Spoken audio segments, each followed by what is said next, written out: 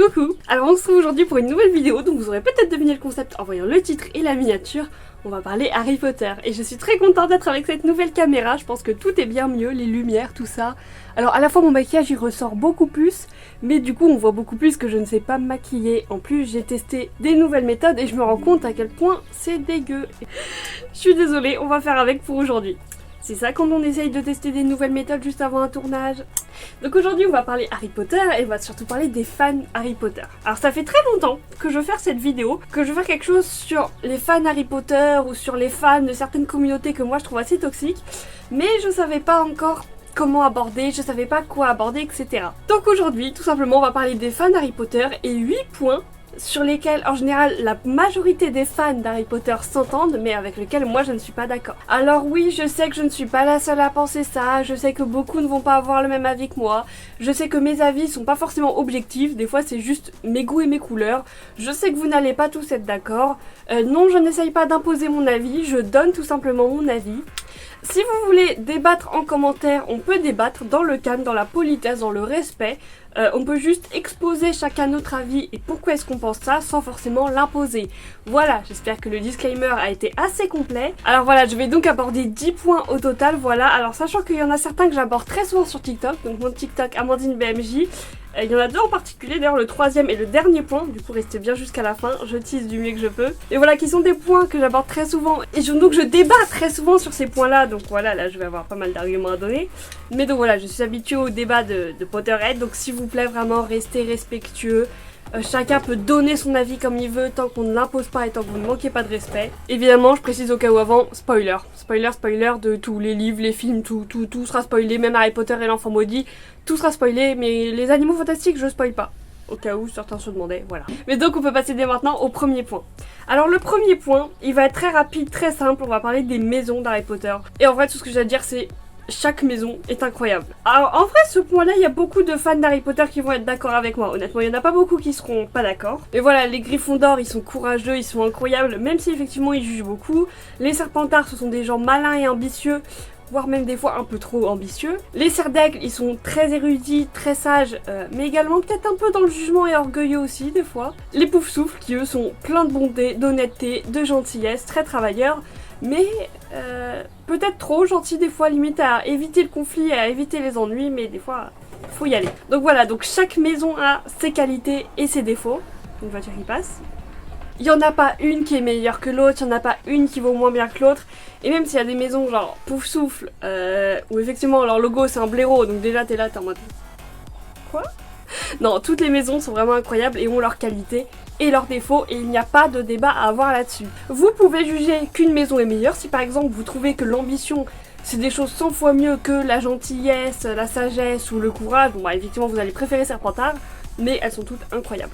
Donc voilà, le premier point était très bref, mais je sais qu'il n'y a pas beaucoup de Potterheads qui ne seront pas d'accord avec cette affirmation-là. Ah, et aussi du coup, point bonus, parce que je sens venir, l'appellation faux fan, elle n'existe pas, d'accord. Alors, à part peut-être pour le dernier point, que j'avoue que là, c'est le seul point où je pourrais dire, oui, il y a des faux fans d'Harry Potter, on verra ça à la fin du coup. De manière générale, non, genre chacun est fan comme il veut. Chacun consomme l'œuvre comme il veut et chacun a son avis. Sauf sur le dernier point. Mais voilà, parce que je pense qu'il y en a déjà, ils vont dire ouais, mais ceux qui jugent les maisons des autres, c'est des faux fans et tout. C'est des fans avec lesquels je ne suis pas d'accord. Voilà, c'est tout ce que j'aurais à dire. Et c'est surtout effectivement du coup des fans qui doivent moins bien connaître l'univers, voilà, qui ne doivent pas très bien connaître les maisons Poufsouffle et Serre d'Aigle. Surtout Poufsouffle parce que c'est les maisons, la maison la plus critiquée. Quoique Serpentard aussi, par ceux qui vraiment ne connaissent pas très bien l'univers. Mais même une personne qui n'a par exemple regardé que les films, si elle décide de se dire fan, elle est fan, voilà. Donc ça c'était le point bonus dès le début. Donc deuxième point, cette fois, sur les théories. Alors là aussi, enfin les deux premiers points sont des points très très brefs pour vite passer à la suite parce que je passe déjà beaucoup trop de temps. Les théories. Alors les théories, les fans d'Harry Potter sont très très imaginatifs là-dessus. Mais c'est vrai qu'il y a beaucoup de fois où ils partent vraiment mais pour pas grand chose. On a par exemple la théorie comme quoi Ron, Dumbledore c'est Ron venu... du futur ou du passé, enfin ou d'un autre univers, on sait pas trop, mais je n'aime pas cette théorie, j'ai même fait une vidéo sur le sujet pour la démonter. Mais on a vraiment des théories, mais genre par exemple le fait alors que Harry et Hermione seraient frères et sœurs, ce qui pour moi est une théorie très crédible, mais comme quoi il y a une autre variante de cette théorie, comme quoi Harry et Hermione seraient demi-frères, demi-sœurs, et que Hermione serait la fille de Rogue et Lily. Non. Non, voilà, deuxième point très bref, juste pour dire que il y a beaucoup de théories avec lesquelles je ne suis vraiment pas d'accord, ou par exemple celle comme quoi Drago Malfoy serait un loup-garou. Alors à côté, évidemment, il y a plus de théories incroyables, hein, évidemment, mais voilà, il y a des théories comme ça où je suis juste en mode mais qu'est-ce qu'il raconte? C'est quoi ça? Mais voilà, là on va du coup passer au troisième point, qui est beaucoup plus piquant et qui va beaucoup faire parler. Rogue et James. Ah là là, ce point-là, je sais qu'il va faire parler, mais c'est mon point préféré, c'est celui dont je parle le plus souvent sur TikTok. Rogue n'est absolument pas une meilleure personne que James et est encore moins un homme à marier. Oui, certains sont là en mode Rogue, le best forever, homme à marier, tout ça. Non, juste non. Et alors pour ça, je voudrais qu'on énumère les faits, qu'on énumère le passé des deux énergumènes de manière factuelle. Alors parce qu'il y a aussi beaucoup de fans en fait qui inventent des choses sur Rogue et James, qui leur inventent complètement des choses pour du coup faire croire que Rogue est supérieur à James. Mais là on va juste énumérer les faits qui sont véritables, qui sont factuels, qui ont été dits par J.K. Rowling, et on va pas parler des théories des fans. Pour parler de James et donc de ce qu'il a fait de mal à Rogue. Alors c'est vrai que James a été très dur avec Rogue pendant les années de Poudlard. Alors ce qu'on sait sur James, c'est qu'effectivement il a harcelé Rogue avec ses amis pendant pas mal de temps. Alors, c'était plus une sorte de rivalité quand même, mais comme James, ils étaient 4 dans leur bande et que Severus était tout seul, je pense qu'on peut parler de harcèlement. Si c'était 1 contre 1, effectivement, je dirais comme beaucoup c'est de la rivalité, mais c'est vrai que ça ressemblait plus à du harcèlement, ils étaient 4 contre 1. On a vu par exemple dans Harry Potter et l'Ordre de Phénix que James utilise un sortilège pour faire léviter Rogue et donc pour l'humilier. Et alors on a également encore pire par contre Sirius qui, lors d'un soir de pleine lune où Remus était transformé en loup-garou dans la cabane hurlante, Sirius a envoyé Rogue à la cabane hurlante sachant qu'il allait probablement mourir. Sirius est donc pire que James par contre. Et c'est justement James qui a été chercher Severus, oui, pour l'empêcher de se faire tuer tout simplement. Donc en réalité ce jour-là James a carrément sauvé la vie de Rogue, donc voilà. Donc voilà, avec ses amis ils l'ont harcelé. Sirius du coup d'ailleurs juste pour l'anecdote a été pire. Et on sait qu'à un moment il l'a vraiment humilié en le faisant léviter. C'est tout ce qu'on sait.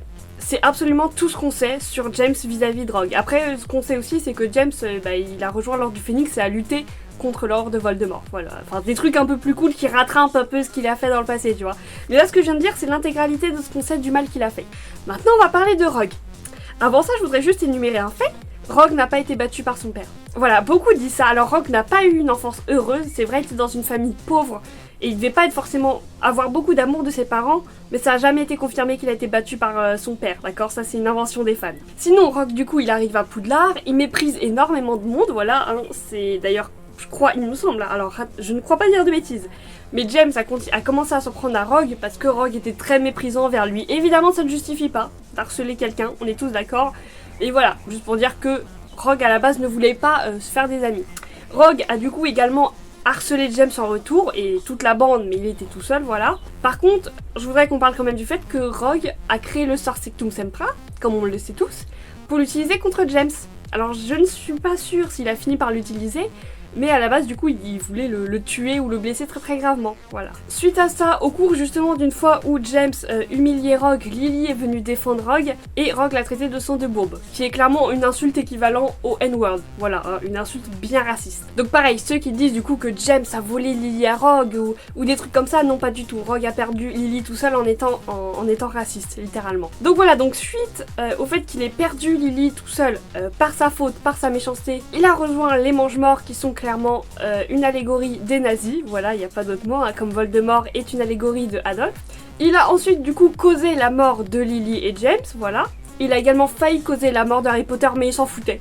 Quand il a appris qu'il allait causer la mort d'un bébé, parce qu'alors oui, c'est Rogue qui a renvoyé Voldemort vers les Potter sans trop le vouloir, parce qu'alors oui, en fait, pour ceux qui ne savent pas, c'est parce que Rogue a répété une prophétie à Voldemort que Voldemort a voulu aller assassiner Harry Potter et toute la famille Potter. Et Rogue n'en avait absolument rien à faire que Harry, qui n'était qu'un bébé d'à peine de moins d'1 an, je crois, oui, il n'avait même pas 1 an, il n'en avait rien à faire. Clairement que ce bébé meurt et tout ce qui lui importait c'était Lily. Et suite du coup à la mort de Lily, c'est là qu'il est enfin devenu un gentil et qu'il a décidé par la suite de protéger Harry tout en continuant d'harceler les élèves, oui.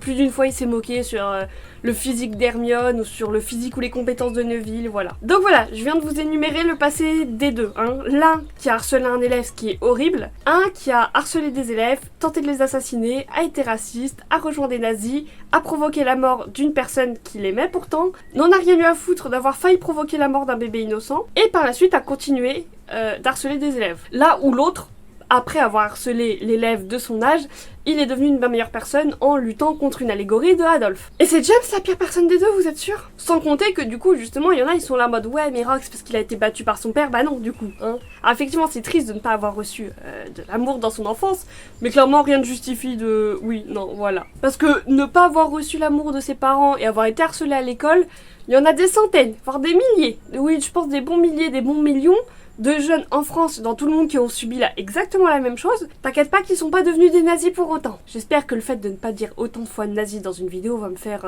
supprimer ou démonétiser ma vidéo. Quoique je suis déjà pas monétisée. Donc voilà, je vais arrêter là pour ce point-là. Et voilà, en fait je vous ai juste résumé le passé des deux. Maintenant, à vous de vous faire votre avis. Ah, voilà. Donc voilà, là en fait je vous ai juste résumé un peu la vie de deux énergumènes. Je vous laisse maintenant faire votre propre avis. Le mien est déjà tout fait. Alors attention, je dis pas non plus que Rogue est un méchant qu'il faut impérativement détester. Voilà, sur la fin de sa vie, il a fait des bonnes choses, honnêtement. Il s'est bien rattrapé, on peut le dire après, en trahissant Lord Voldemort. Mais ça ne fera pas de lui du coup une meilleure personne que James. En fait c'est ça que je vais aborder dans le point. Ce point là n'est pas là pour juger Rogue, mais pour comparer Rogue et James. Voilà. On va continuer vite fait avec le quatrième point pour parler d'un autre personnage. Là on va parler surtout des personnages. Là en fait on va parler de beaucoup de personnages où je suis pas d'accord. Drago. Alors, à préciser que Drago Malfoy, j'ai toujours été en crush sur lui. Honnêtement, j'ai toujours adoré, j'étais là, je regardais des fanfics et tout, dans ma tête, j'étais en mode putain. J'ai même fait une sorte de mini fanfic, sur TikTok d'1 minute. J'étais vraiment là en mode, ouais, Drago, trop bien, le garçon qui n'avait pas le choix, comme on l'appelle. Il est trop beau et tout, je voudrais trop l'aider, tout ça, syndrome du sauveur, toi-même tu sais. Rien ne justifie comment il est. Voilà, tout ce qu'il a vécu, Drago, rien ne... Il y en a souvent qui sont là, le garçon qui n'avait pas le choix, justement, comme on l'appelle souvent. Parce qu'il a fait des choses également horribles, attention, voilà. Mais comme quoi il n'avait pas le choix, ce qu'il a vécu, patati patata, rien n'est justifié. Alors, il y en a, ils vont dire, oui mais non, à cause de la pression que subissait son père, tout ça, il n'avait pas le choix. Sirius Black, Andromeda Black, juste comme exemple. Alors il y en a d'abord en premier qui disent que Drago il a souffert, c'est pour ça qu'il était méchant. Je pense qu'Harry a au moins autant souffert que lui. Neville également a beaucoup souffert dans son enfance. Ces deux-là ont énormément souffert de l'endroit dans lequel ils ont vécu, de ce qu'ils ont subi par le passé. Pourtant les deux ont été gentils. Certains également vont jusqu'à prétendre que Drago voulait juste être l'ami de Harry à la base et Harry l'a envoyé bouler. C'est pour ça que Drago est si méchant avec lui. C'est Harry le vrai méchant parce qu'il a envoyé bouler Drago. En même temps, dès le début, Drago a été giga méprisant. Donc, dans les livres, c'est beaucoup mieux montré que dans les films, effectivement, je suis d'accord avec vous. Dans les livres, on a carrément une longue scène dès le début où Harry et Drago se rencontrent, mais Drago ne sait pas qu'il a Harry Potter en face de lui. Où il est là en mode ouais je suis pété de thunes nanani nanana. Et même du coup dans les films en vrai on le voit hein, que dès le début il est là, il méprise les Weasley parce qu'ils ont moins d'argent, ça tout ça. Donc voilà quoi. Et sinon oui du coup vis-à-vis de sa famille, comme je vous l'ai dit, Sirius et Andromeda Black, donc Andromeda la mère de Nymphadora Tonks, sont des gens qui ont grandi dans la famille Black, donc la même famille que la mère de Drago, qui est Narcissa Black à la base, qui est également du coup la cousine de Sirius. Et Sirius et Andromeda justement, eux ont réussi à se détacher de leur famille, à devenir des bonnes personnes. Alors ça a été affreux comme choix effectivement, parce qu'au début ils se sont retrouvés seuls et tout. Enfin, Sirius, tout ce qu'il avait c'était son ami James Potter, voilà. Andromeda, je sais pas trop comment ça s'est passé pour elle. Donc je reconnais que c'est un choix extrêmement difficile de se séparer de sa famille et tout. Mais c'est possible, voilà, c'est possible. Donc non, Drago il a fait ce qu'il a fait. C'est injustifiable, c'est peut-être pardonnable avec ce qu'on voit de ce qu'il fait dans le passé, mais c'est quand même... Voilà, c'est pas justifiable... Ce qui fait par le fait qu'il n'avait pas le choix avec sa famille. Non, Sirius et Andromeda ont réussi à devenir des bonnes personnes. Drago aurait également pu le faire. Après voilà, c'était qu'un gamin, c'est pour ça que je dis que c'est peut-être pardonnable et au final il arrive à s'en détacher. Enfin pas, on sait pas trop en fait s'il arrive à s'en détacher ou pas de sa famille. Mais voilà. Cinquième point, alors je suis déjà à 20 minutes de vidéo, ça se sent que la vidéo va durer trop longtemps. On va continuer avec les personnages. Dumbledore. Dumbledore c'est un personnage qui, à contrario de Rogue et de Drago, est un bon personnage mais est très injustement critiqué. Alors selon beaucoup, Dumbledore c'est un méchant, un manipulateur et un manipulateur. C'est le mot qui revient le plus au sujet de Dumbledore. Alors souvent quand on dit ça, moi je pose la question, il a manipulé qui? Souvent on ressort l'histoire de Harry Potter justement, il a été élevé comme un porc destiné à l'abattoir. Et effectivement c'est vrai que Dumbledore, il a élevé Harry pendant 10 ans, l'a mené vers des endroits, vers des choses, lui a fait faire des choses, sans expliquer à Harry qu'au bout du compte il devrait crever. Effectivement, t'es là en mode c'est très limite, tu vois, c'est très très limite. Mais d'après vous, il a fait ça pour qui? Parce que si vous voulez, oui, vous pouvez appeler ça de la manipulation. Mais il manipule pas pour lui. Il manipule pour le plus grand bien parce que effectivement c'est ce qu'il faut dans tous les cas. Dans tous les cas, Harry aurait dû se sacrifier, il aurait dû mourir. Après là, pareil, il y en a, ils vont dire ouais mais il aurait pu très bien lui dire. Dans ce cas-là, est-ce que Harry aurait accepté s'il avait pas vu tout ce qu'il avait vu? Est-ce qu'il aurait accepté? On n'en sait rien. Et je comprends que Dumbledore n'ait pas voulu prendre le risque. Après c'est vrai que je connais pas trop les arguments de cet avis comme quoi Dumbledore est un méchant, excepté ce point-là. Alors après c'est vrai qu'on regarde surtout dans le 6, voilà, Dumbledore, il demande à Harry de faire beaucoup de choses pour lui, mais au final, comme je l'ai dit, en fait, c'est pas pour lui du tout, en fait, justement, c'est pour le plus grand bien. Et en vrai, oui, certes, c'est pas super ce qu'il a fait, mais quand même, quand je vois qu'il y a des personnages comme Drago et Rogue qui ont littéralement rejoint des nazis, ont été racistes, on peut le dire, parce que ce sont deux groupes, c'est une insulte raciste, excusez-moi, et qu'ils ont tué ou failli tuer des personnes. Et d'un côté, t'as Dumbledore qui, on peut le dire, manipule un gamin jusqu'à ses 17 ans pour ensuite lui dire il faut que tu meurs, pour le bien de toute la communauté sorcière en fait. Et c'est lui le grand méchant de l'histoire, le grand fourbe, le grand manipulateur. Vous êtes sûr? Ça, ce qu'il fait vraiment, c'est pas ouf, mais ça aurait dû être fait. Harry, il devait mourir. Enfin voilà, j'essaie un peu de démonter ça, mais en fait je ne comprends même pas comment on peut penser ça de Dumbledore, le gars qui fait tout pour le plus grand bien de la communauté sorcière, c'est lui qui sauve la communauté sorcière à plusieurs reprises en fait. Alors il y en a qui parlent de son passé. Oui, dans son passé, justement, en fait, comme je l'ai dit, il a lui-même failli être un nazi en rejoignant le groupe de Grindelwald. Donc effectivement, dans son passé, c'était une très mauvaise personne, mais heureusement, il s'est rendu compte de son erreur avant même de la commettre, voilà. Surtout qu'au moins Draco, il l'a été, mais très vite, il s'est rendu compte de sa connerie. Rogue, il l'a été, et pendant très longtemps, il l'a été. Si Lily était pas morte, il y serait encore, on le sait tous très bien. Mais Dumbledore qui a failli l'être par amour, par contre, ça passe pas, j'ai du mal à comprendre. En même temps, j'avais vu un TikTok qui en parlait, et j'avais vu en dessous de ce TikTok un commentaire qui est totalement vrai. Un héros qui fait une petite connerie sera jugé 100 fois plus durement qu'un méchant qui fait une micro-bonne action. Et c'est totalement vrai. Point numéro 6. On va continuer sur les personnages et c'est le dernier personnage dont je dois parler, Cho Chang. Il n'y a pas de personnage jugé plus durement, c'est exactement ce que je disais tout à l'heure. Un gentil qui fait une micro-connerie, il sera jugé 100 fois plus sévèrement qu'un héros qui fait une micro-bonne action. Alors encore dans les livres, je comprends qu'on l'apprécie pas, mais il y a carrément des gens qui vont la détester plus que Voldemort, ça je ne comprends pas. Mais alors dans les films, il n'y a aucune raison de la détester. Au contraire, dans les films, c'est limite le personnage qui fait le plus de peine, je crois. Ça m'a fait penser à Le Pen, c'est rigolo. Enfin bref. Dans les livres, c'est vrai qu'elle est un peu agaçante. Alors c'est vrai qu'elle passe beaucoup de temps à pleurer, c'est pour ça que beaucoup l'appellent chouchouineuse. Mais en tant que personne qui pleure également beaucoup, moi je vais pas la juger pour ça. Sachant qu'au rappel, elle a perdu son petit ami. Il y en a qui la jugent justement sur le fait qu'elle a perdu Cédric, et à peine quelques mois après, elle se pécho Harry Potter. Je vais pas non plus la juger, parce que chacun gère les choses comme il peut, surtout qu'elle a toujours été intéressée par Harry. C'est une situation extrêmement complexe, et je vais pas juger quelqu'un sur sa capacité, sa facilité ou non à se remettre d'une rupture, non, puisqu'il est mort. Donc voilà, elle passe beaucoup de temps à pleurer au sujet de Cédric, elle se remet très vite en couple avec Harry. C'est vrai qu'elle est un peu jalouse également. Dans les livres, l'armée de Dumbledore, voilà, donc fondée par Harry avec les élèves de Poudlard qui s'entraînent dans la salle sur demande. Dans les livres, c'est pas Cho qui les dénonce, c'est une amie de Cho. Donc voilà, c'est une amie de Cho, et Cho la défend un peu en fait. Enfin, elle est en mode, ok, c'est pas cool ce qu'elle a fait, mais arrêtez de vous en prendre à elle, voilà quoi, elle a fait une chose mal et c'est fait quoi. Et donc à cause de ça, Harry il se détourne un peu d'elle. Voilà, c'est littéralement tout ce qu'elle fait. Pleurer, être jalouse, se mettre en couple avec Harry et défendre son ami qui a trahi l'armée de Dumbledore. Et il y en a qui la jugent plus sévèrement que Voldemort. Il y en a même certains qui la jugeraient plus sévèrement que Dolores Umbridge. Alors dans les livres, c'est encore pire, parce que dans les livres, on nous explique bien du coup qu'elle se remet de sa rupture avec Cédric, qu'elle sait pas comment gérer ses émotions avec Harry, que sa mère est dans la merde à cause de Umbridge, voilà, que Umbridge met une pression dingue à la mère de Cho au ministère pour je sais plus quelle raison, que du coup à Poudlard, Umbridge met également beaucoup de pression à Cho, voilà, vis-à-vis de sa mère, qu'avec tout ce qui se passe, c'est l'année des buses en plus, donc un très gros examen à passer, et en plus, Umbridge lui fait boire du Veritaserum, ce qui fait que Cho dénonce l'armée de Dumbledore à cause du Veritaserum. Suite à ça, tout le monde lui tourne le dos, mais quand ils apprennent qu'elle les a pas dénoncés volontairement mais que c'était le Veritaserum, tout le monde continue de lui faire la gueule et personne ne lui reparle.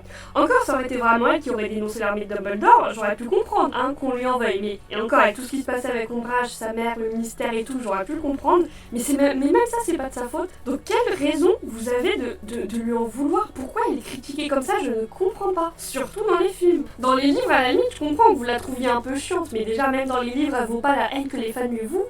Mais dans les livres, moi j'ai juste une peine mais astronomique pour elle en fait. Et ça me rend mais incroyablement dingue, je ne comprends vraiment pas ce point. Celui-là, j'ai vraiment beaucoup de mal à comprendre. Donc s'il y a d'autres choses que j'ai oubliées, que vous avez à leur projet, n'hésitez pas à me dire dans les commentaires.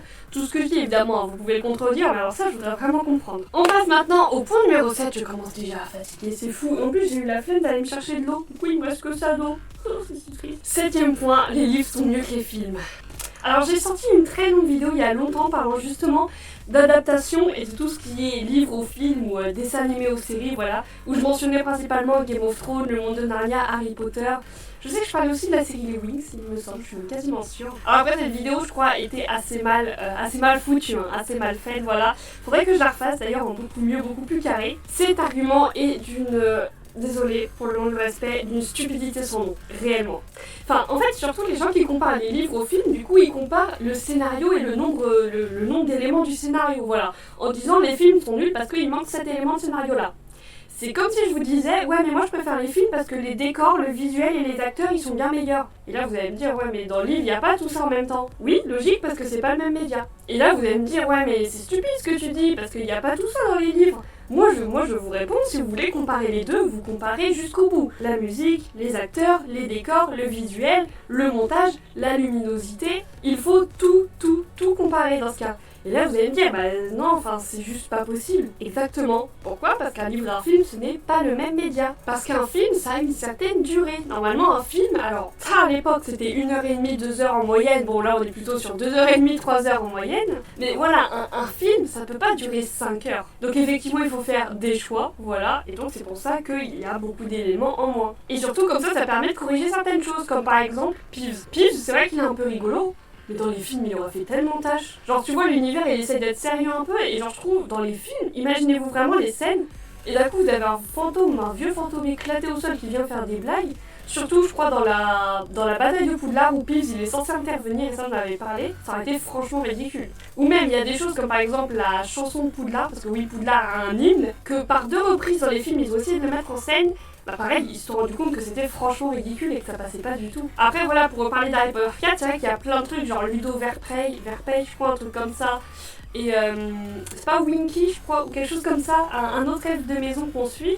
Effectivement, c'est vrai que c'est tout un scénario qui pourrait être intéressant à voir. Mais vous vous souvenez des Animaux Fantastiques 2 ? Oui, le film que beaucoup ont critiqué parce qu'il est trop long, trop indigeste. Il y a beaucoup de scènes qui sont en trop qui servent à rien. Bah voilà. Parce que justement, les Animaux Fantastiques 2, alors comme je l'ai dit moi-même, je trouve trop long, trop indigeste et beaucoup de scènes qui servent à rien, genre Youssouf. On est d'accord que Youssouf... Bon alors ça, du coup, j'ai dit que je spoilerais pas les Animaux Fantastiques, mais en vrai, là, il n'y a pas de spoil. Franchement, il n'y a pas de spoil, je vous dis juste ce que moi j'en pense. Et du coup, Youssouf, que ce soit dans le 2, j'ai trouvé inutile au complet, dans le 3, inutile au complet. Dans les 2, Youssouf, il ne sert à rien. Alors là, je dérive un peu, mais du coup, voilà, juste pour dire, et ceux qui partagent le même avis que moi sur les Animaux Fantastiques 2, comme quoi c'est trop long et qu'il y a trop de scènes inutiles, dites-vous que du coup, si les films Harry Potter avaient repris tous les éléments du livre, ils auraient tous été comme ça. Très long, très indigeste, avec beaucoup de scènes qui, au final, ne sont pas tellement utiles que ça. Après, il y en a certains qui vont parler, par exemple, de la Coupe du Monde de Quidditch, du 4e film. C'est vrai que le 4e film, je crois, c'est celui qui subit le plus cette critique. Alors je suis partagée. Effectivement, ça aurait pu être chouette à le mettre en scène visuellement, mais imaginez si ça avait été mal fait. Imaginez s'ils n'avaient pas assez de moyens et qu'ils auraient fait un truc éclaté au sol. On est d'accord qu'on aurait tous été giga déçus en fait. Du coup, dans ce cas-là, effectivement, autant ne pas le mettre. Donc voilà, et du coup, alors ceux qui vont dire que ceux qui n'ont pas lu les livres ne sont pas des vrais fans, alors ça c'est très bête, parce qu'il y a des fois des gens qui n'ont pas lu les livres, qui vont connaître aussi bien, voire mieux l'univers que ceux qui ont lu les livres. En fait, justement, l'argument qui accompagne souvent cette critique que si t'as pas lu les livres, t'es pas un vrai fan, c'est le fait que dans les livres, comme j'ai dit, il y a plein d'éléments qui ne sont pas présents dans les films. Si tu ne connais pas ces éléments, tu connais moins bien l'univers, donc tu n'es pas fan. Comme je l'ai dit au début, c'est complètement stupide de juger qui est fan ou non sur sa manière de consommer l'univers en question. Comme je l'ai dit, en fait, moi-même, quand j'ai lu les livres, il n'y a pas beaucoup d'éléments nouveaux que j'ai appris. Parce qu'en fait, toutes les différences livres et films, je les avais déjà vus sur des vidéos YouTube. Sur YouTube, vous tapez Harry Potter, différences livres et films, vous trouverez plein de vidéos qui vous expliquent toutes les différences. Du coup, si vous n'aimez pas lire, vous pouvez regarder ces vidéos-là et comme ça apprendre quand même tout l'univers. Et du coup, j'avais justement vu sur TikTok un débat sur un sujet Harry Potter, je ne sais plus exactement lequel, entre une personne qui avait lu les livres et une personne qui n'avait pas lu les livres. Et au final, c'est la personne qui n'avait pas lu les livres qui avait raison. Sûrement parce que celle qui avait lu les livres avait dû les lire il y a longtemps, donc ne s'en rappelait plus. Alors que celle qui ne les avait pas lus avait dû voir toutes les informations sur internet et donc au final elle connaissait mieux l'univers. Donc voilà, donc quelqu'un qui n'a pas lu les livres peut très bien parfaitement connaître l'univers Et même si une personne ne connaît pas tous ces petits détails, après tout, si elle ne connaît pas tout l'univers comme si elle avait lu les livres, bah, c'est pas grave en fait. C'est pas grave, on s'en fout, chacun consomme l'univers comme il veut. En parlant de livres, on va rester sur les livres. Harry Potter et l'enfant maudit. Je déteste tellement ce livre est tellement nul, une mauvaise fanfiction. Non voilà, alors beaucoup souhaitent que Harry Potter et l'enfant maudit soient adaptés en film, je prie pour que ce ne soit jamais le cas. Je déteste ce livre. En fait, je déteste ce livre parce que, comme je l'ai dit, elle ressemble juste à une mauvaise fanfiction, elle. Et le cas, c'est que J.K. Rowling, elle a participé à la création de ce produit, et je comprends pas comment est-ce qu'elle a fait pour pas relever toutes les erreurs. Genre, déjà, le plus gros point qu'on a tendance à oublier, le fait que Harry fasse limite la gueule à son gamin Albus qui a été envoyé à Serpentard. Genre, t'as oublié comment se termine le film, ou à la fin du film, il est là en mode ouais, t'inquiète, c'est pas grave, Serpentard, c'est bien aussi, tu peux y aller. Et finalement, il fait limite la gueule à son gamin, et il s'entend pas très bien avec lui à ce sujet. Enfin, genre quoi. Évidemment, ce qui m'a le plus choqué, c'est le retourneur de temps. Alors, déjà, ils ont tous été détruits. Ah non, miracle, il en reste un. Du coup, tu peux remonter en arrière, genre d'environ 5 heures. Ah, attends, non, finalement, tu peux remonter dans le temps autant que tu veux, mais tu n'y restes qu'une heure. D'accord, bon, pas de soucis, tu modifies les règles de l'univers, on va faire avec, t'inquiète, y'a pas de soucis. Mais la scène où vraiment j'étais là en mode, mais ils se foutent de la gueule de qui, tu vois clairement. C'est une scène du coup où Albus et Scorpius sont retournés à la dernière tâche du tournoi des 3 sorciers, donc dans le labyrinthe. Et pour ceux qui ne le savent pas, le labyrinthe se trouve sur le terrain de Quidditch. Mais là, la méchante de l'histoire utilise un retourneur de temps, ce qui fait qu'il retourne dans le temps. Et là, Albus et Scorpius se retrouvent à Godric Hollow. Depuis quand le retourneur de temps te téléporte dans l'espace? Enfin, dans le lieu? Enfin, retourneur de temps. C'est pas retourneur de lieu ou retourneur d'espace, non, c'est retourneur de temps. Ou alors, il faudrait que ce soit retourneur de temps et d'espace. Mais ça, vraiment, ça n'a aucune explication et aucune logique, vraiment. Ils arrivent à se déplacer dans le temps et dans l'espace, alors que le retourneur de temps n'a jamais eu ce pouvoir. J'étais là en mode, mais what? Et même, du coup, la logique, comme quand Voldemort aurait fait un enfant avec Bellatrix, pourquoi? Genre, vous pensez vraiment, genre, Voldemort, pour lui, il est immortel. Pour quelle raison il aurait voulu créer une descendance? Genre, vraiment, tout ça n'a aucun sens. Et du coup, je déteste ce livre qui ressemble à une... Genre, j'ai vu des fanfics mieux que ça. Honnêtement, j'ai vu des fanfics qui respectent mieux l'univers que ça. Donc voilà, que dire, à part que ce livre est vraiment pas ouf.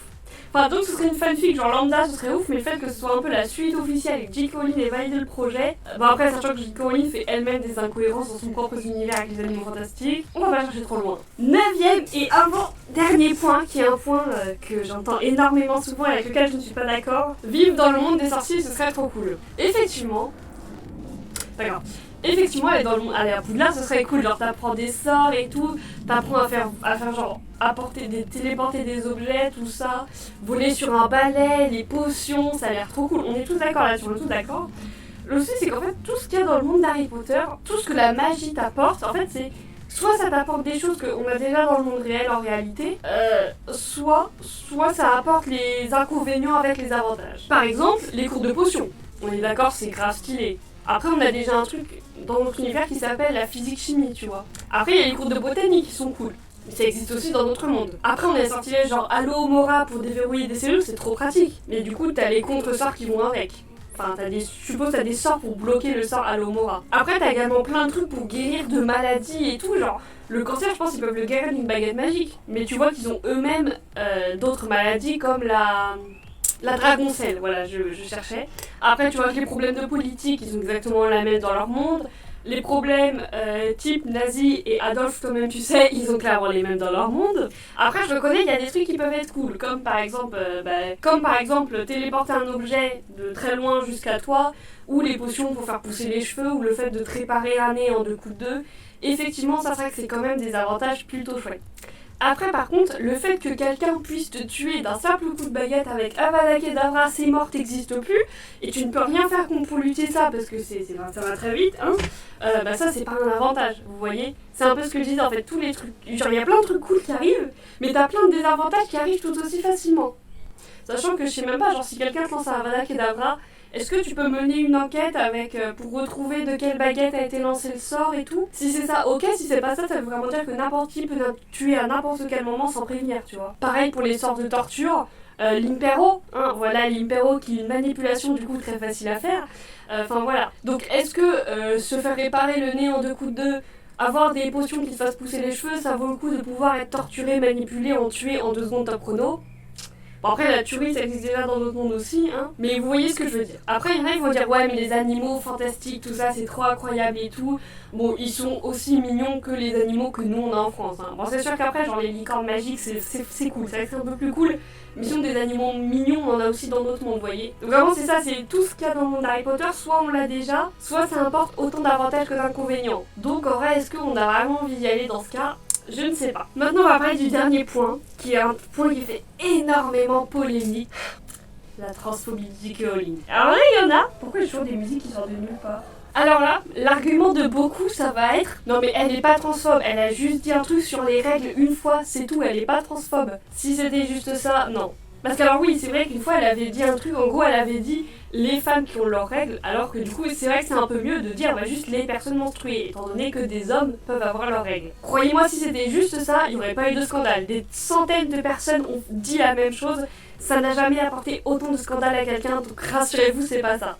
Non, c'est plutôt dire des trucs du genre tu es née femme, tu resteras femme et tu seras femme toute ta vie, vous voyez, des trucs dans le genre. Ou alors donner une partie de son argent à des associations ouvertement transphobes. Hein. C'est clairement, c'est comme si tu allais manifester à la manif pour tous, mais que tu disais ah non, je suis pas homophobe, je suis pour que tout le monde soit heureux dans la vie et tout, personne n'y croit, tu vois. Après, je vous invite du coup également à faire vos propres recherches. Elle a dit énormément d'autres choses. Alors, transphobe, elle fait de toute façon très souvent des tweets transphobes. Alors, j'ai également sous les yeux d'autres tweets très gentils, hein, effectivement, qu'elle a fait que je vais vous lire du coup dès à présent. Alors oui, je n'ai pas retenu tout ce qu'elle a dit par cœur mot pour mot, donc je vais vous lire. Elle a donc tweeté « Je refuse de m'incliner devant un mouvement qui, à mon avis, fait un tort démontrable en cherchant à éroder la femme en tant que classe politique et biologique et en offrant une couverture à des prédateurs comme peu d'autres avant lui. » Voilà, en fait elle est ce qu'on appelle une TERF, donc en fait une féministe transphobe, qui considère que les femmes trans, donc des personnes nées hommes mais en réalité femmes, sont en vérité des hommes prédateurs, voilà, qui se déguisent en femmes pour que les femmes baissent leur garde et pour pouvoir les agresser. Un peu en mode psycho, voilà, pour ceux qui verraient avec Norman Bates qui se déguise comme sa grand-mère. À préciser qu'en vrai, des hommes qui se déguisent en femmes et qui sont des serial killers, dans l'histoire, il en a existé extrêmement peu. Mais non, parce que selon Rowling, toutes les femmes trans sont en vérité. J.K. Rowling a validé le projet. Bon après, sachant que J.K. Rowling fait elle-même des incohérences dans son propre univers avec les animaux fantastiques, on va pas chercher trop loin. 9e et avant-dernier point, qui est un point que j'entends énormément souvent et avec lequel je ne suis pas d'accord. Vivre dans le monde des sorciers, ce serait trop cool. Effectivement, pas grave. Effectivement, aller à Poudlard, ce serait cool, genre t'apprends des sorts et tout, t'apprends à faire genre téléporter des objets, tout ça, voler sur un balai, des potions, ça a l'air trop cool. On est tous d'accord là-dessus, on est tous d'accord. Le souci, c'est qu'en fait, tout ce qu'il y a dans le monde d'Harry Potter, tout ce que la magie t'apporte, en fait, c'est soit ça t'apporte des choses qu'on a déjà dans le monde réel en réalité, soit ça apporte les inconvénients avec les avantages. Par exemple, les cours de potions. On est d'accord, c'est grave stylé. Après, on a déjà un truc dans notre univers qui s'appelle la physique-chimie, tu vois. Après, il y a les cours de botanique qui sont cool. Mais ça existe aussi dans notre monde. Après, on a des sortilèges genre Alohomora pour déverrouiller des cellules, c'est trop pratique. Mais du coup, t'as les contre-sorts qui vont avec. Enfin, je suppose t'as des sorts pour bloquer le sort Alohomora. Après, t'as également plein de trucs pour guérir de maladies et tout, genre... Le cancer, je pense qu'ils peuvent le guérir d'une baguette magique. Mais tu vois qu'ils ont eux-mêmes d'autres maladies comme la dragoncelle, voilà, je cherchais. Après, tu vois que les problèmes de politique, ils ont exactement la même dans leur monde. Les problèmes type nazi et Adolf, toi-même tu sais, ils ont clairement les mêmes dans leur monde. Après, je reconnais qu'il y a des trucs qui peuvent être cool, comme par exemple téléporter un objet de très loin jusqu'à toi, ou les potions pour faire pousser les cheveux, ou le fait de te réparer un nez en 2 coups de 2. Effectivement, ça serait que c'est quand même des avantages plutôt chouettes. Après, par contre, le fait que quelqu'un puisse te tuer d'un simple coup de baguette avec Avada Kedavra, c'est mort, t'existe plus, et tu ne peux rien faire pour lutter ça parce que ça va très vite, hein. Ça c'est pas un avantage, vous voyez. C'est un peu ce que je disais en fait, tous les trucs. Genre, il y a plein de trucs cool qui arrivent, mais t'as plein de désavantages qui arrivent tout aussi facilement. Sachant que je sais même pas, genre si quelqu'un te lance un Avada Kedavra, est-ce que tu peux mener une enquête pour retrouver de quelle baguette a été lancé le sort et tout? Si c'est ça, ok. Si c'est pas ça, ça veut vraiment dire que n'importe qui peut tuer à n'importe quel moment sans prévenir, tu vois. Pareil pour les sorts de torture. L'impero, hein, voilà l'impero qui est une manipulation du coup très facile à faire. Enfin voilà. Donc est-ce que se faire réparer le nez en 2 coups de 2, avoir des potions qui te fassent pousser les cheveux, ça vaut le coup de pouvoir être torturé, manipulé, tué en 2 secondes top chrono? Bon, après, la tuerie, ça existe déjà dans d'autres mondes aussi, hein. Mais vous voyez ce que je veux dire. Après, il y en a, ils vont dire, ouais, mais les animaux fantastiques, tout ça, c'est trop incroyable et tout. Bon, ils sont aussi mignons que les animaux que nous, on a en France, hein. Bon, c'est sûr qu'après, genre, les licornes magiques, c'est cool. C'est vrai que c'est un peu plus cool. Mais sinon, des animaux mignons, on en a aussi dans d'autres mondes, vous voyez. Donc vraiment, c'est ça, c'est tout ce qu'il y a dans le monde d'Harry Potter. Soit on l'a déjà, soit ça importe autant d'avantages que d'inconvénients. Donc, en vrai, est-ce qu'on a vraiment envie d'y aller dans ce cas ? Je ne sais pas. Maintenant, on va parler du dernier point, qui est un point qui fait énormément polémique. La transphobie de J.K. Rowling. Alors là, il y en a. Pourquoi il y a toujours des musiques qui sortent de nulle part ?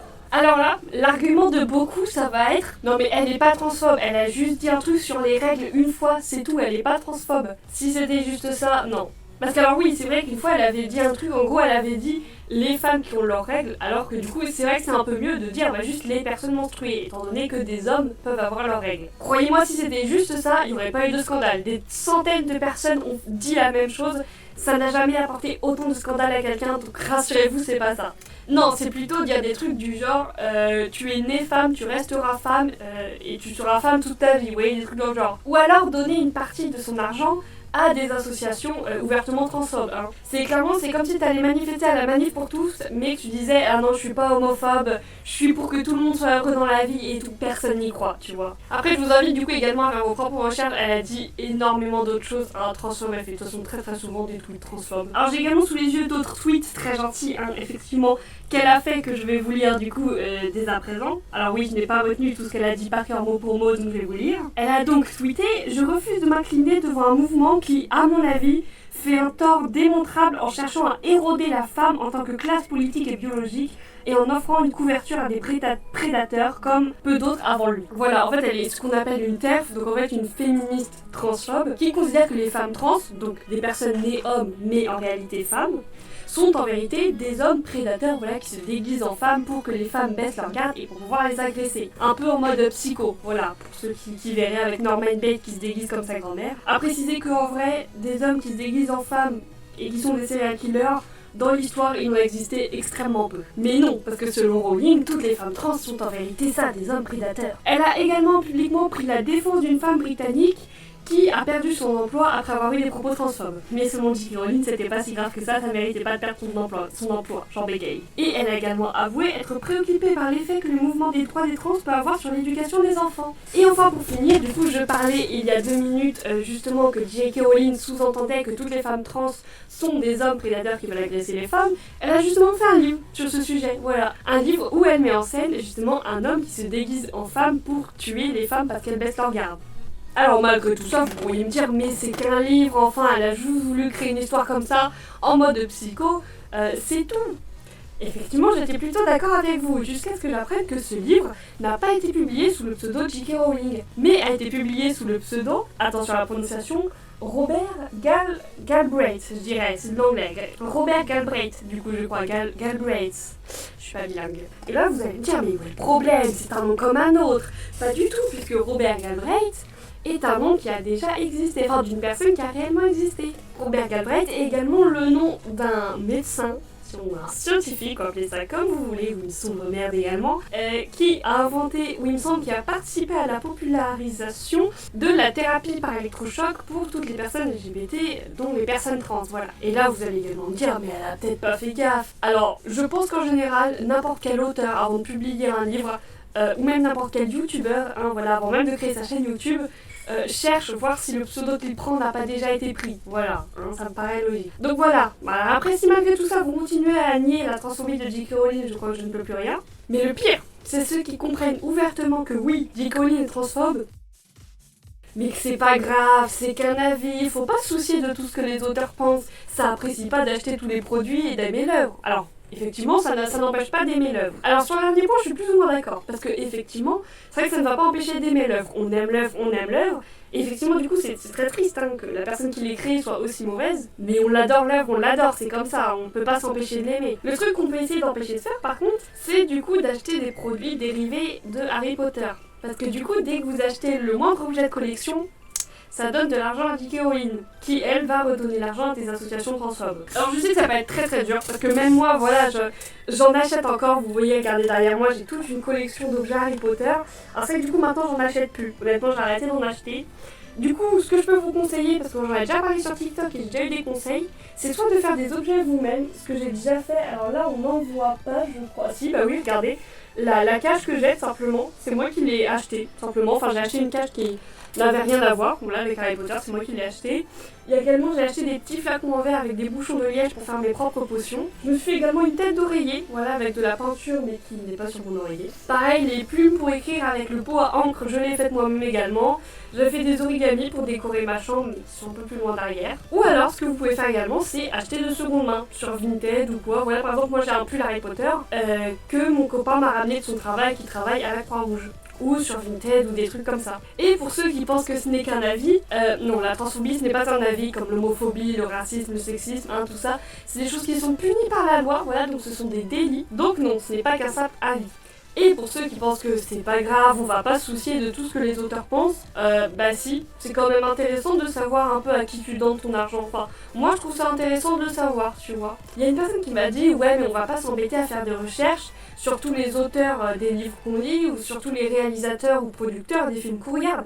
Effectivement, c'est que ce serait long de s'embêter à chercher à chaque fois, mais là t'as pas à chercher parce qu'on te le dit. Donc maintenant qu'on t'a dit ça, tu n'es plus obligé de nier le fait. Après, comme je l'ai dit, moi j'adore toujours autant Harry Potter.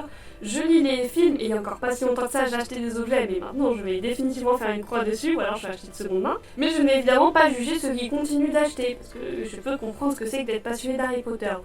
Mais tout ce que je demande, c'est d'admettre que la créatrice de l'univers que vous adorez est une mauvaise personne. Voilà, certains sont encore là en mode ouais, c'est une génie et tout. Non. Enfin, en vrai, même sans le côté transphobe, bon, elle a créé un livre pour enfants. Donc, génie. Albert Einstein était un génie. Hein.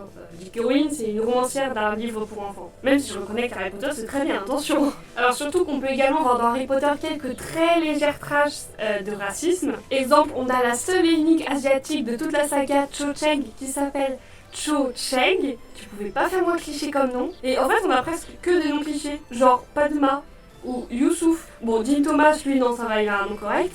Après, on a Seamus Finnegan, un Irlandais qui fait toujours tout péter. Subtil, JK, subtil.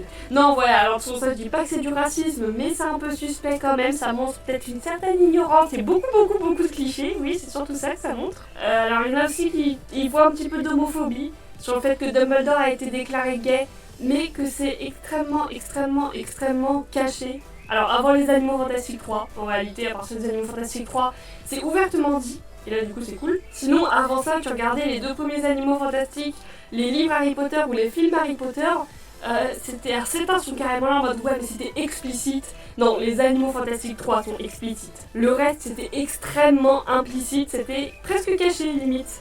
C'était vraiment en interview, ouais ce personnage-là il est gay, moi je soutiens les LGBT, mais il faut pas le mettre dans les films sinon ça fâcherait les homophobes et on ferait moins d'argent.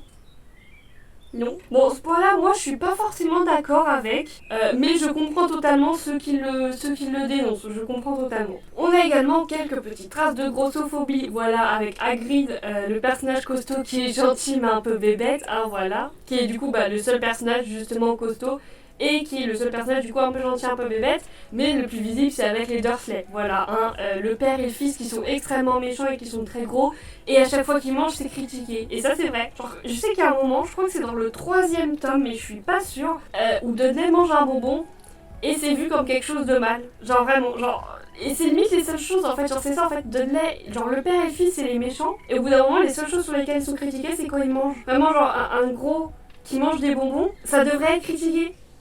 Donc critique-le sur sa méchanceté, pas sur le fait qu'il mange un bonbon ou qu'il se goinfre. C'est pas un sujet de moquerie, c'est... non, juste non, JK. Une personne est méchante, ok, mais montré comme ok et normal de la part du héros de la fiction de se moquer de lui à cause de son poids et du fait qu'il mange et que même manger un bonbon du coup c'est mal parce qu'il est déjà assez gros comme ça, voilà. Alors là du coup tout ce que je viens de dénoncer, hein, le racisme, l'homophobie, la grossophobie, c'est des points avec lesquels je suis mitigée parce qu'ils sont pas aussi clairs que la transphobie. Pour moi, c'est surtout beaucoup d'ignorance que de la réelle méchanceté de la part de JK, mais je comprends totalement ceux qui veulent défendre ce point-là. Et donc voilà, c'est là justement que j'en venais un peu au début, vite faire mon petit point bonus sur les faux ou les vrais fans. Je pense que ça, c'est le seul point, alors surtout sur la transphobie, étant donné que c'est clair et net, c'est le seul point où je pourrais dire effectivement c'est des faux fans. parce que littéralement, il renie ce que la saga apprend. En fait, malgré du coup que la créatrice soit totalement intolérante, maintenant Harry Potter c'est quand même un peu une saga de tolérance. Genre entre Drago qui est montré comme méchant principalement pour son intolérance envers les Weasley, on répète un peu partout, genre tous les fans répètent un peu partout que être intolérant envers les Serpentards, bah non c'est pas normal. Le 5 nous dit littéralement qu'il faut pas croire les gens au pouvoir parce que souvent il raconte de la merde, hein, voilà, Fudge toi-même tu sais, c'est une personne au pouvoir donc tout le monde le croit, mais il raconte conneries sur conneries. Qu'il faut pas se laisser dominer, se laisser avoir par les personnes au pouvoir, faut pas gober tout ce qu'elle nous dit, qu'il faut savoir lutter contre les injustices, ombrage toi-même tu sais, que le harcèlement pour des gens qui n'ont pas le même sang que toi, voilà, sang de bourbe, sang pur, sang impur toi-même tu sais, ou du coup se moquer d'une personne qui a moins de moyens que toi, bah c'est très mal, tout ça c'est vraiment très très mal. Mais malgré toutes ces choses, on a une créatrice qui, elle, se permet de relier des gens qu'elle juge anormal uniquement parce qu'ils sont en minorité. Et pour moi, du coup, tolérer ça, bah, c'est ne pas comprendre Harry Potter. Parce qu'effectivement, Harry Potter, ça parle en grande partie de tolérance. Déjà, pour toutes les scènes en rapport avec le méchant principal, Voldemort, qui veut la mort des Sandbourg parce qu'il les considère comme des sangs impurs. Déjà, à partir de là, du coup, si t'as pas compris ce message de tolérance, c'est que t'as pas bien regardé l'œuvre, du coup. Voldemort est le grand méchant d'Harry Potter car il veut condamner des gens qui n'ont pas le même sang que lui. J.K. Rowling, dans la réalité, veut condamner des gens parce qu'ils ne sont pas cisgenres, donc pas normaux. En fait, J.K. Rowling, c'est Voldemort version LGBT. Et si vous voyez pas le mal et que vraiment pour vous c'est ok tout ce que J.K. Rowling dit et fait, c'est que vous êtes du côté de Voldemort. D'ailleurs, pareil, petite parenthèse, ceux qui sont tatoués la marque des ténèbres, bah pareil du coup, bah, pour moi vous êtes du côté de Voldemort donc j'ai un peu de mal à vous voir comme des... voilà, enfin vous êtes fan ok mais on n'est pas poteau tu vois. Pareil du coup genre le fait que Harry Potter à la fin il gagne et que Voldemort il perd, c'est un petit peut-être non sur le message que la saga transmet, que du coup tu es fan de la saga mais tu es contre le message qu'elle transmet. Non voilà, Harry Potter c'est quand même une saga qui parle d'énormément de choses, dont de tolérance. Donc si tu es des côtés des mange-morts de Voldemort ou de J.K. Rowling, c'est que tu n'as pas compris ou que tu ne tolères pas le message de la saga. Dans ce cas-là, comment tu fais pour être fan? Là, c'est une question. Comment tu fais pour être fan de quelque chose dont tu ne tolères pas la morale? Tu as du mal à comprendre. Même tout le quatrième film, du coup, est vraiment très centré sur ça, sur, comme dit Hermione, la coopération magique internationale et se faire des amis d'une autre origine. Les gars, alors, tu peux pas faire plus tolérant que ça. Et pourtant, la créatrice elle-même est intolérante envers les transgenres. Donc également, oui, du coup, on peut le dire, J.K. Rowling elle-même n'a pas compris ce qu'elle écrit, ou du moins, elle trouve que ce qu'elle écrit, c'est justifié dans les propos de son histoire, mais bah, dans la réalité, il faut pas l'appliquer. Après, voilà, c'est arrivé plein de fois des auteurs qui font des œuvres géniales, hein, mais qui en interview racontent de la merde, on dirait c'est pas eux qui ont réalisé les films. Genre Todd Phillips pour le Joker, qui réalise un film, mais qui en interview dit tout son contraire, tu comprends pas tout. Ou genre Green Book, qui est censé être un film antiraciste, qui est l'un des films les plus racistes que j'ai jamais vu. Donc oui, il y a ceux qui vont me dire, mais non, J.K. Rowling peut pas être raciste, homophobe, transphobe, etc. vu l'œuvre qu'elle a écrit. Non, un auteur peut ne même pas comprendre l'ampleur de ce qu'il écrit. Donc voilà, c'est qu'Harry Potter, du coup, il y a beaucoup de messages comme ça, très douteux sur les esclaves, mais t'as aussi beaucoup de messages de tolérance, en fait. Après, si tu choisis de retenir les messages douteux, est-ce que je peux te considérer comme un faux fan? Non, peut-être pas dans le fond. Peut-être juste un fan qui retient les messages qui l'intéressent le plus et qui donc ne voit pas de mal à la transphobie. Donc effectivement, peut-être que je suis mal placée pour juger de qui est un faux ou un vrai fan. Mais voilà, pour moi Harry Potter ça restera une histoire de tolérance, une histoire d'amitié, d'amour, de gentillesse, d'humanité, de bienveillance. Et donc je ne tolérerai pas l'autrice. Si vous choisissez de tolérer l'autrice et toutes les choses qu'elle dit, qu'elle fait, qu'elle écrit, toutes ces choses les plus limites, libre à vous, mais je ne suis pas d'accord et du coup pour moi on n'a absolument pas compris Harry Potter de la même manière. Enfin voilà, c'est la fin de cette vidéo qui a été très rapide. Alors j'espère que j'ai été claire, j'aurais peut-être dû écrire cette vidéo un peu mieux. C'est vrai que je fais beaucoup en mode voilà, genre vraiment j'ai juste écrit les 10 points, vraiment j'ai juste 10 lignes comme ça. Et genre là toute la conclusion elle a été faite en freestyle. Genre vraiment là le point de la transphobie, j'avais juste marqué transphobie JK, entre parenthèses quelques traces de racisme, homophobie, grossophobie. Et tout le reste, je l'ai un peu improvisé, donc ça a été un peu dur. J'espère que ça a été assez bien. Je suis désolée si c'est pas le cas, c'est très brouillon.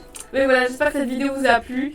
J'espère que vous serez d'accord avec moi sur beaucoup de points. Et que si vous ne l'êtes pas, je vous en prie, on peut en débattre dans les commentaires. Par contre, ça me saoule de toujours faire des vidéos très longues. J'arrive jamais à faire des vidéos courtes, c'est chiant.